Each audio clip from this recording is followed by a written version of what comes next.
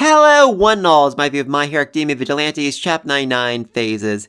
And I have to say, this chapter really did improve my impression of Six. I mean, I have been saying for a very long time that I figured he was gonna, just blow up a building in the other side of town to force all the heroes to go over there and leave Pop essentially defenseless so he could go in and murder her. But that's not what he did, because he knows if he causes too much chaos, if he causes too much destruction, the big guns will get called in.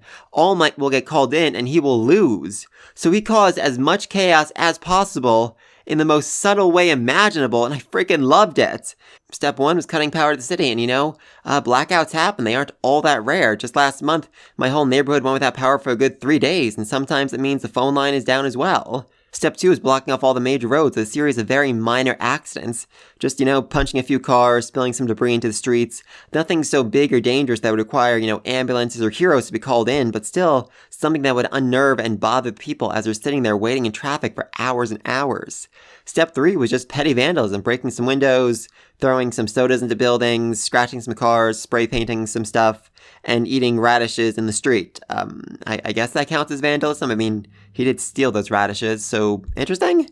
Again, nothing that would require the heroes to be called in, but enough to unnerve the people, enough to make them panic and freak out and start, jumping at shadows. And we do see this later on. When the crawler shows up, everyone circles around him because they're panicking, they're freaking out. They need answers, they need to be calmed down, and any regular hero in the situation wouldn't be able to actually do anything heroic because he'd be too busy trying to calm down the people. The only real mistake that Six made was forgetting that the Crawler is a hero. I mean, not licensed or anything, but in his heart, he's a hero. So when he saw someone in need, he immediately rushed in to save them, and so did Aizawa, forgetting about their petty little fight back and forth. And I just absolutely love the coordination these two have. I mean, seriously, they fought together, I think once this entire series, and yet it only takes a single word for Koyuchi to know exactly what Aizawa wants him to do. I freaking love that. I also do just love that the Crawler is more recognizable as a hero than Eraserhead is. I mean, it makes sense given that, Aizawa never does TV interviews, he never does any sort of interviews, so no one actually knows what he looks like. He's basically a private mercenary. But, I mean, hasn't Koyuchi been on the news the last couple of days as the rogue vigilante who's wanted for questioning by the police? I kind of feel like at some point people would realize that he wasn't actually a licensed hero. I mean, I assume that the people in his neighborhood were aware that he wasn't a real hero, so I'm actually kind of curious about that. And as it turns out, Aizawa was really bad at calming people down in crisis, which, yeah, no surprise, no surprise. Thankfully, though, Best Genius is really, really good at it, and he's able to make a cup string phone, which, of course he can, of freaking course he can. And then he says, a version of All Might's famous line, "Have no fear, for we are here!" Which I freaking love. And fair point. They should have absolutely nothing to fear now that Best Genius, Edgeshot, and Ingenium are on the scene. I mean, they are 3 of Japan's most famous heroes. So yeah, if they're here, there's not a whole lot that any villain can actually do to stop them. Though Six does not seem all that concerned about having to fight any hero other than All Might, which I do find rather interesting because he was burned pretty badly by Endeavor. Oh, that was gruesome. That was very, very gruesome. Oh, and also something else worth noticing is on the second page, when Six is talking about Operation Anonymous, we see the 5 Nomu standing in the front. These are the 5 Nomu. We've seen them for the last 2 chapters, but there are also 2 Nomu standing in the background who are shadowed out, who we haven't seen up to this point, which is very, very interesting. Could it mean that there's more to Six's plan than we first thought, and these 2 Nomu are out somewhere else about to cause some other chaos and anarchy and destruction to further, distract and split up the heroes? I definitely think that's possible, because in the last page it looks like there are only 4 Nomu who are about to attack the hospital.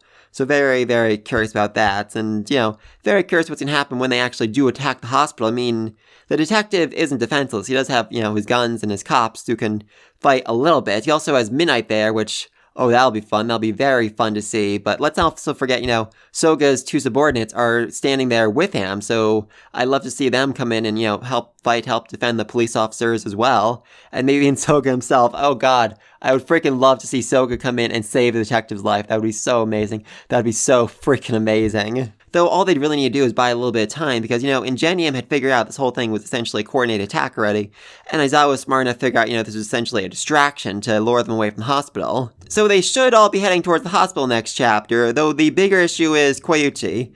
I mean, the whole reason they've been doing this is to keep Koyuchi out of danger, so are they going to allow Koyuchi to, go running headfirst into danger to the hospital, where there's probably a whole bunch of villains waiting for him? I mean, Probably not, but at the same time, it would be an utter and complete waste of time to focus on trying to detain him here now when there's a much, much bigger threat to deal with. So I'm curious about that. I'm very, very curious. I mean, next chapter is chapter 100. I think a great way to celebrate that would be for Koyuchi to be deputized as a hero, like what O'Clock did to Rappa and Mirko in the flashback. And speaking of chapter 100, it seems like we're going to get a full color page as well as some sort of special announcement.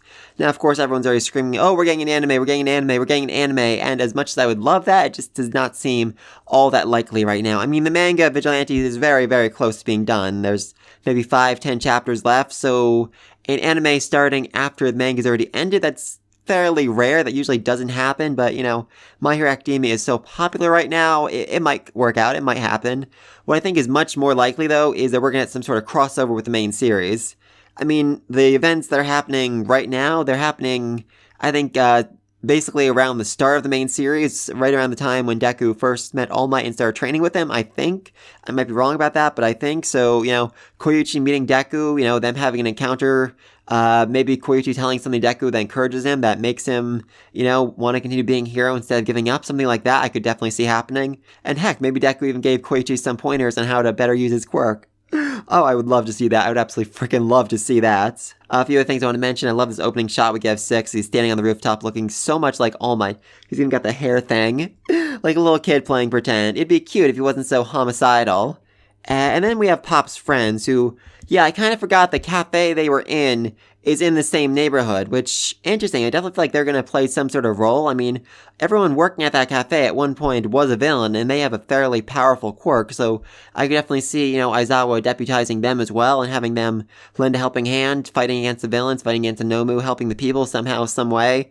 And as for Pop's dance troupe, I mean, Pop's, you know, main specialty was disaster, evacuation, stuff like that, telling people what to do in case of emergency, like, hey, stay calm, don't worry, evacuate over there. So I could see them doing something similar, you know, putting on some sort of big show with generated lights to tell people to stay calm and stay in their homes, something like that. That'd be really cool. I also just love the one guy holding his girlfriend. She's blushing. It's just so cute. So very, very cute in that little shot we got. Oh, I love that. But yeah, let me know down below. What do you think of 6's plan? I mean, like I said, it was much, much more intelligent than I expected. I mean, it certainly helped that he has O'Clock talking in his head for some reason. Yeah, any guesses or theories you might have about that as well? I mean, I'm very, very confused. I mean, I assumed it was his quirk factor, but at the same time, quirk factors usually, you know, retain their original personality, so that seems unlikely. I'm not sure about that, but yeah. Let me know down below. Be sure to like, subscribe to this video, and until then, peace!